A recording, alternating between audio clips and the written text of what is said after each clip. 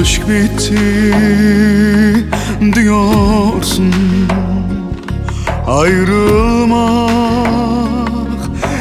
istiyorsun. Ben sensiz yaşayamam, hala inanmıyorsun. Ben sensiz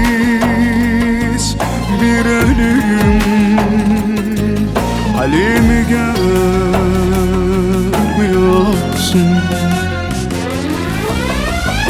Belki de bu son konuşmamız, belki de bu son görüşmemiz, belki de bu son bakışmamız, belki de bu son kadehimiz. Birazdan gideceksin. Bu durumda benim sana söyleyecek tek bir kelime: hakkını helal et, helal et ya. Hakkını helal et, dönmeyeceksin. Hakkını helal et, helal et ya. Hakkını helal et, sevmeyeceksin.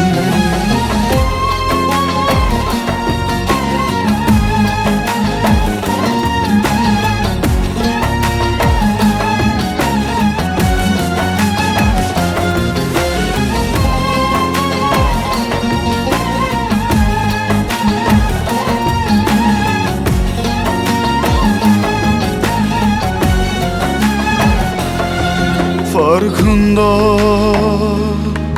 olmadan üzdüysem ben seni, bağışla bir tanem, affeyle beni. Belki de bir daha göremem ben seni.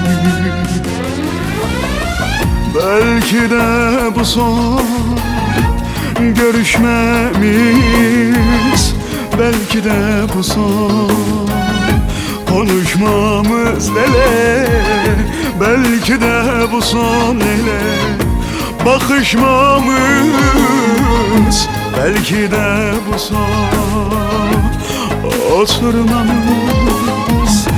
Birazdan gideceksin.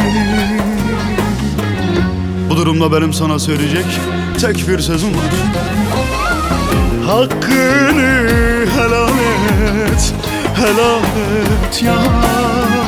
Hakkını helal et, sevmeyeceksin. Hakkını helal et, helal et yar yar. Hakkını helal et, artık geri gelmeyeceksin.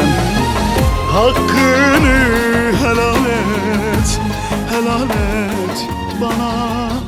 Hakkını helal et, gelmeyeceksin.